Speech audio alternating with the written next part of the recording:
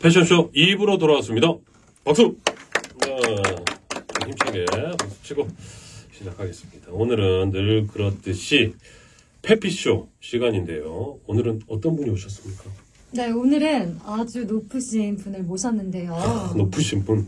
네, 현재 홍익대학교 패션대학원 원장님이신 박홍근 교수님이십니다.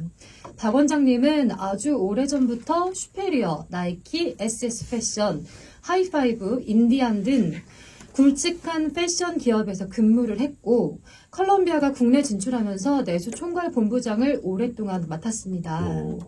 이후에 블랙 야크에서 글로벌 사업본부 사장직을 수행했고요. 패션 기업 근무와 함께 2001년부터는 홍익대학교에서 후학을 가르치면서 현재는 패션대학원 원장 자리에 올랐습니다. 네. 교수님이 어떻게 이렇게 원장 자리까지 꿰찰 수 있었는지 꿰찼습니까? 한번 들어보도록 하겠습니다. 네, 감사합니다. 반갑습니다. 감사합니다. 예, 우리 박홍근 교수님 나와주셨는데 감사드리고요. 카메라 보시고 네. 셀프 자기소개 좀 부탁드릴게요. 뭐 꿰찼다고 얘기를 하시니까 사실 뭐 맞는 것 같긴 해요. 사실 뭐 어떻게 보면 저도 뭐 운이 좋아서 된 것 같습니다. 어떻게 보면 이 산업계에서만 오랫동안 뛰어왔고 학교에서도 물론 뛰었지만 사실 그거는 이제 그 당시에는 이제 부수적인 제가 어떻게 보면 그 세컨잡이라고 얘기할 수 있는 건데 저녁 때만 나갔었고 네. 야간 대학원이었기 때문에 거기서 이제 출강을 했었는데 사실 그 어떻게 보면 이제 특수 대학원이다 보니까 실질적인 이제 업계의 경험이라든지 이런 것들이 학교에 도움이 된다 생각해서 이렇게 뭐 이런 자리를 올라갈 수 있게 꿰차게 이렇게 해주신 것 같아요. 역시 그 현업에 오래 계셨던 분이시라 머플러가 굉장히 탐나네요. 이거 남의 집 거. 제가 만든 건 아니고. 예. 멋집니다. 굉장히 스타일리시하시고, 멋지신데, 사실 뭐 지금 방송 전에도 잠깐 얘기했지만, 최근에 뭐 MZ세대, 그리고 Z세대에서 화두로 떠오르고 있는 게 N잡러 아닙니까? 그렇죠. 한 직장에만 국한되지 않고 여러 직업들을 돈 벌 수 있는 용도들을 찾아서 그렇죠. 하고 있는 건데 우리 대표적으로 이 N잡러 1세대신 것 같아요. 그렇게 볼 수도 있네요. 2000년부터 사실 이제 학교 생활을 했으니까요. 세카는 잡으로 이제 학교 생활을 했고 그러다 보니까 사실 투잡이었겠죠. 그때 뭐 N잡이라고까지 못하고 그거 말고 뭐 딴 건 안 하셨어요? 와, 뭐 그랬으면 돈을 굳이 벌어서 지금 빌딩 이 정도는 뭐 몇 개 갖고 있어야 되는데 그러지 못한 거 보면 그러지는 않은 것 같습니다. 그러면은 제가 그 프로필을 미리 받아봤는데 예전 이야기부터 한번 해보자고요. 첫 사회생활을 굉장히 좀 뭐 일찍 시작하신 겁니까? 아니면 좀 뭐 대학 졸업하고 바로 이제 그 사실 저는 이제 뭐 군대를 6개월짜리 하는 바람에 아이고야 신의 아들이시군요. 네, 그 바람에 이제 그걸 이제 바로 시작할 수 있었고 대학 졸업하고 6개월 하고 그 다음에 이제 회사를 다 들어갔습니다. 바로. 한국화장품에서 시작했는데 예. 화장품이라는 게 옛날엔 동동구르무잖아요. 동동구르무. 동동구르무 압니까? 동동구르무. 우리 황하나는 무슨 말을 하는 무슨 말을 하는 건지.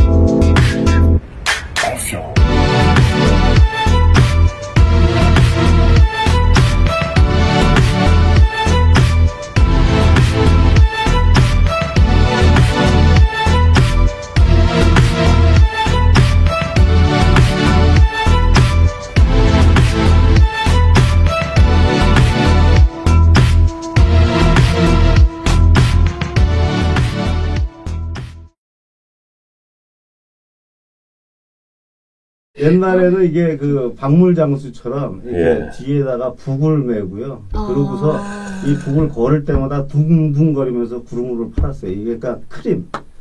그걸 구루무라고 얘기했던 게 이제 일본 이제 크림을 이제 그 구루무라고 발음을 해서 구루무라고 얘기해. 동동 구루무 다닌다 해서 구루무. 그래서 동동 구루무라는 거예요. 그래서 그 크림을 그렇게 팔고 이제 그 당시에는 뭐 아가씨들이나 아줌마들이나 전부 그거 바른 거죠.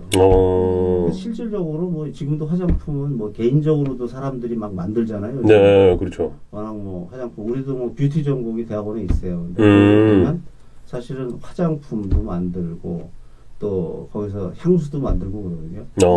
거의 개인적으로 지금 만들 수 있는 수준까지 왔단 말이죠, 우리가. 그렇죠. 맞아요. 그러면 옛날엔 동동구름은 어땠냐면 사실 동동구름도 그 수준이었던 거예요. 그냥 휘 저어가지고 사실 그 배합률 넣어가지고 우리 저 크림 만들듯이 빵집에서 그 크림 만들어 생크림 넣는 그런 분이 그런 거죠. 따지고 막 돌리다 보면 거품도 일어나고 그게 완전히 믹스되면서 네. 실질적 크림이 탄생하는 거거든요. 그런 식으로 사실 했던 그 전신이 아모레하고 한국 화장품 두 개가 그 당시에 그렇죠. 거의 뭐 그때는 한국 화장품이 더 컸잖아요.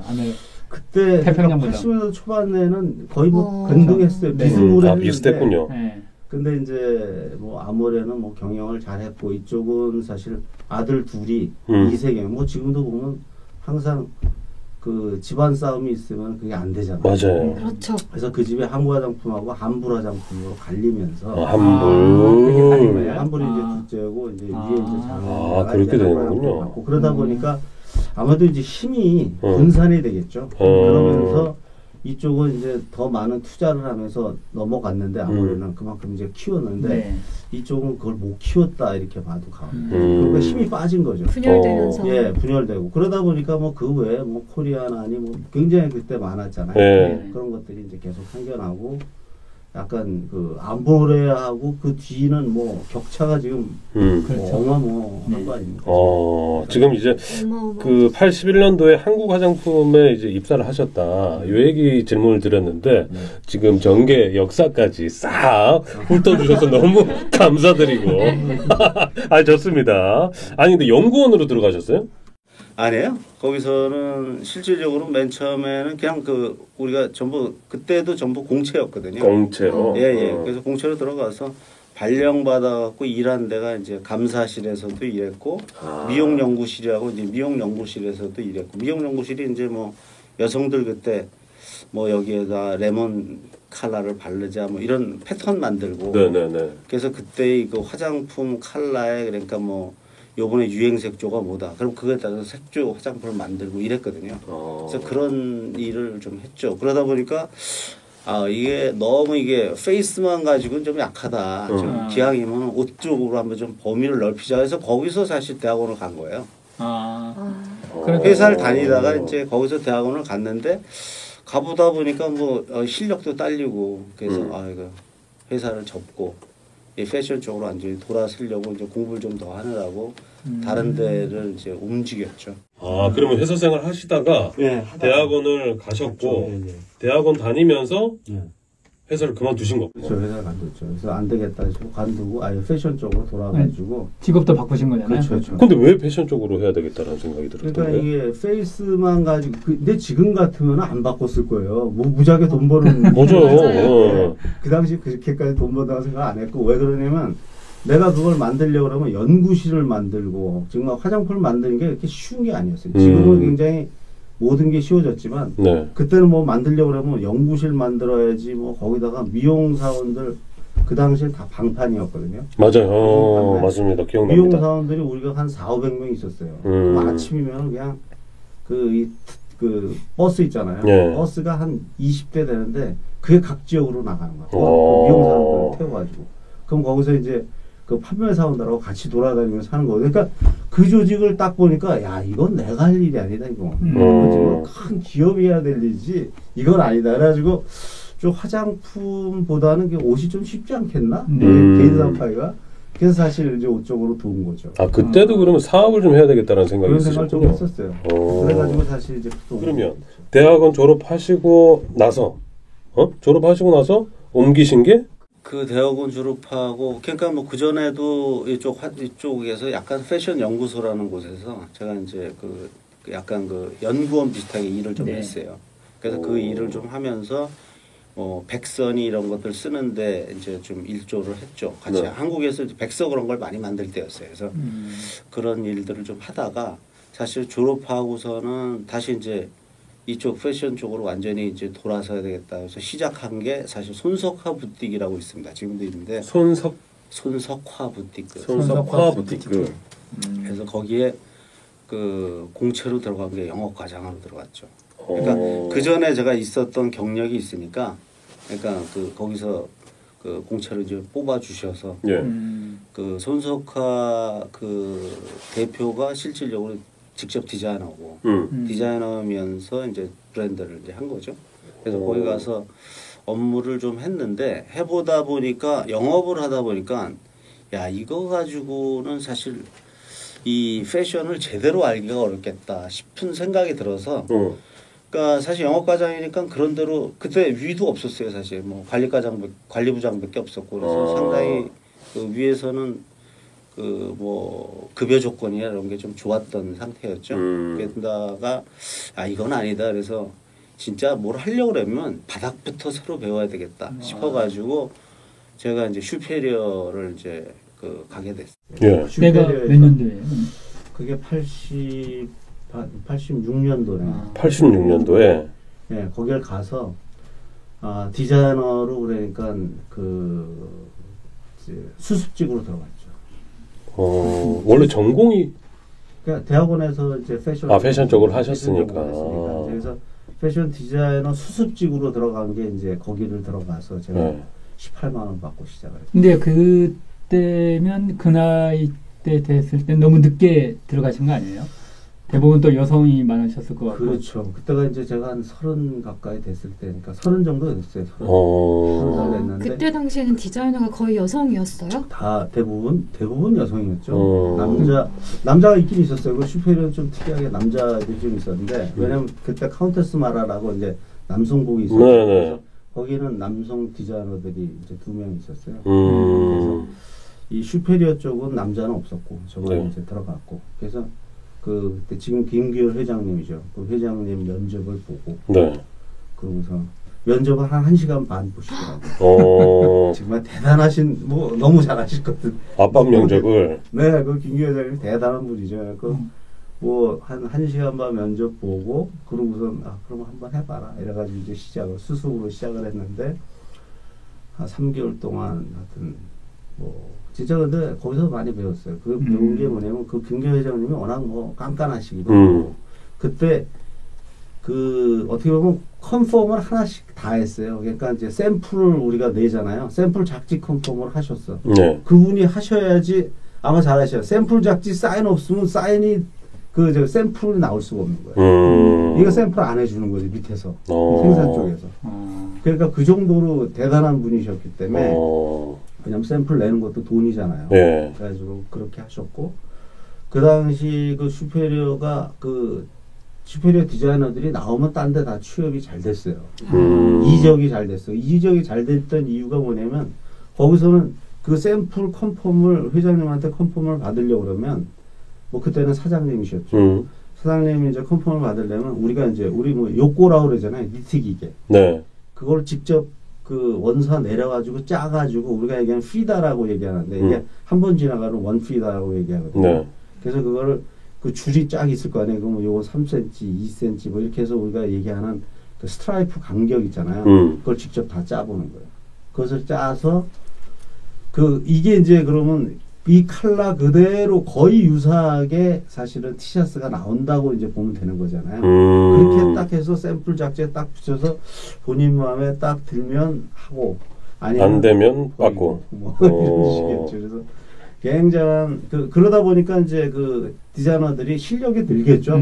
직접 자기가 직접 짜보고 그렇게 쪼는데 뭐 안 늘 수가 없지. 워낙 깐깐하니까. 그러니까 그분이 뭐 거의 진짜 뭐 육사 애들 가르치다시피 군대식으로 거의 그렇게 애들을 가르쳤고 그래서 제가 볼 때는 그때 뭐 디자이너들 뭐 진짜 뭐 사실 힘들었지만 나가서 진짜 도움이 됐죠. 그분이 뭐 대단한 스승이라고 봐야죠. 슈페리어는 그럼 어느 정도 근무를 하셨던 거예요? 얼마나 안 했죠?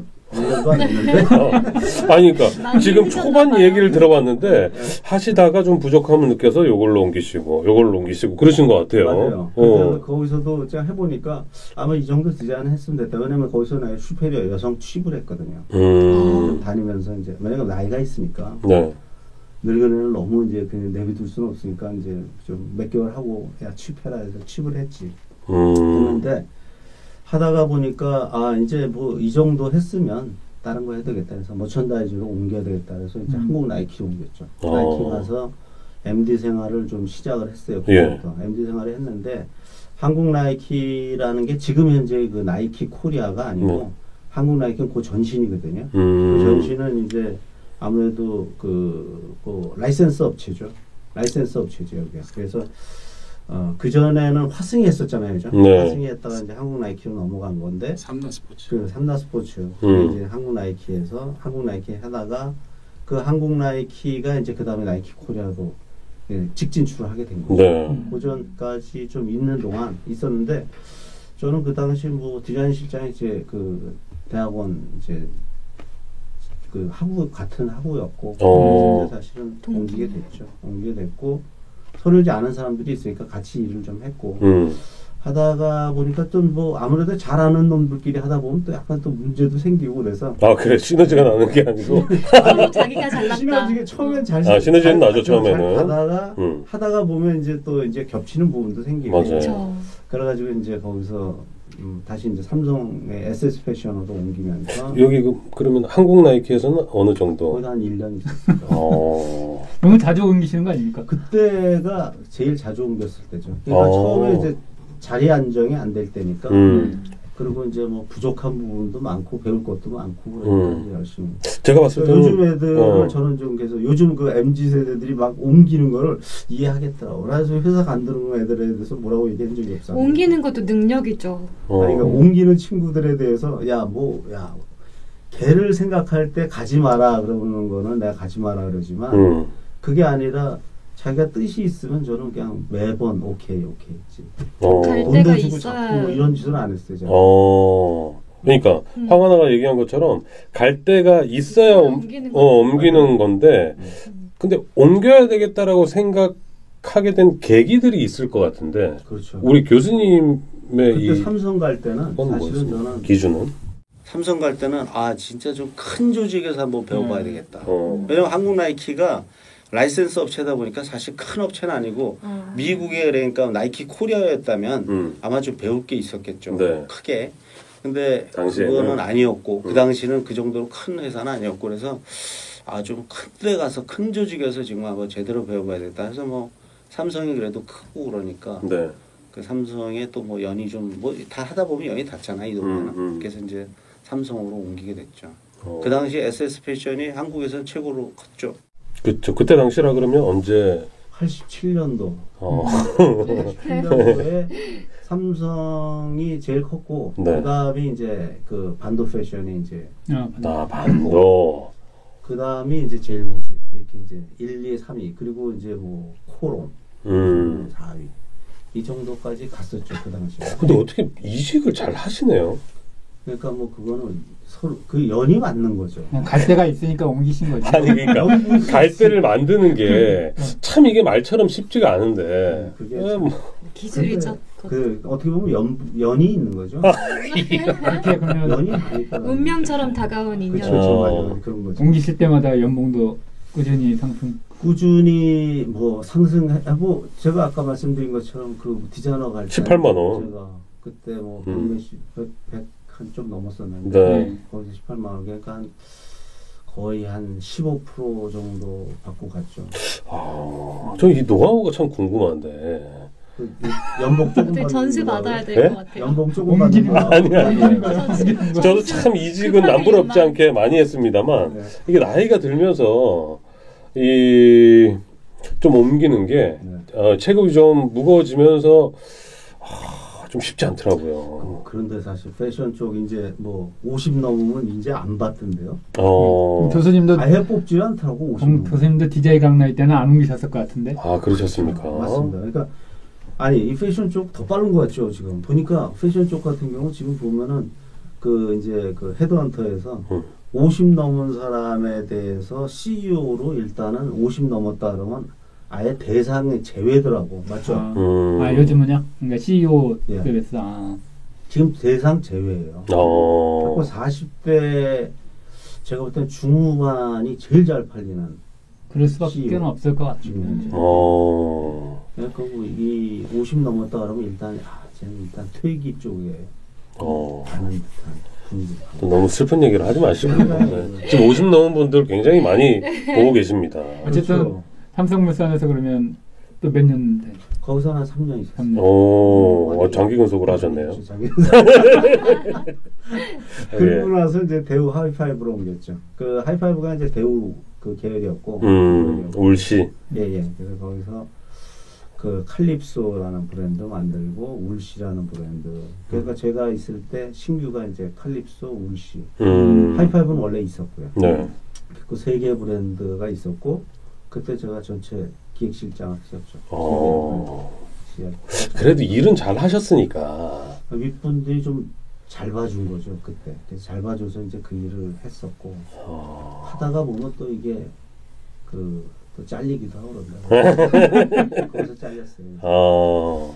그래서 너무 이제 승승장구 나간다 이런 사람들이 있잖아요. 네. 그런 게 있거든. 어떻게 보면 그 자기가 진짜 과욕도 부르고 자기가 오만에 빠지기도 하고 뭐 그러면서 잘난 줄 알고 이 진짜 굉장히 이 잘못된 그런 결정들을 많이 할 때가 있거든요. 그 당시가 제가 그랬던 시점 그런 것 같아요. 또 그걸 인정을 하시네요. 네, 인정하죠. 그러니까 제가 삼성물산 다닐 때 대단히 제가 괜찮은 줄 알았어요, 사실은. 이 새끼 똑똑하구나 얘가.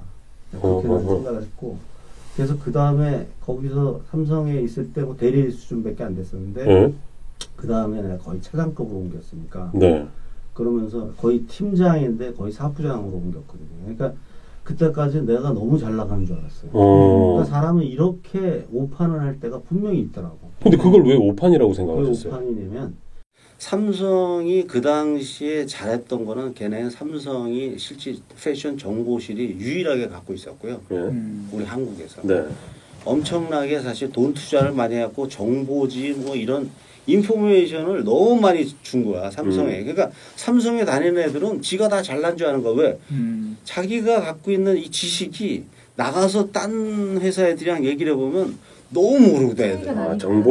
정보력이 게임이 안 되는 거야. 그러니까 딱 봐서 얘기를 하면 얘들은 굉장히 앞서가 있는 놈들이고 딴 애들은 그것 쫓아오기 바쁜 거야. 그러니까 얘는 그래서 삼성은 이미 앞서가는 거 그 정도까지. 근데 그런 상태를 제가 생각하다 보니까 제가 잘난 줄 안 거지. 전혀 잘난 게 아니고 회사가 잘났는데 내가 잘난 줄 안 거지. 그래서 그 다음에 이제 옮겨서 딱 해보니까 그때 안 거예요. 내가 잘난 게 아니었구나.